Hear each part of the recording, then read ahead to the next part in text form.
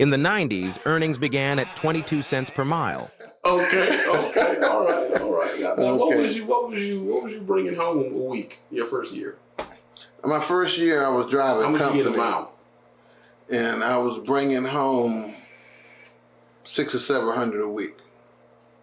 That ain't bad. For the 90s, that ain't. So what was you getting a mile? A mile, when I first started, I was getting 22 cents a mile. Yeah. Yeah. These 22 cats cents a started mile. with 47. Yeah. Well, things have gotten better. See, now that confuses me, that right there. Mm-hmm.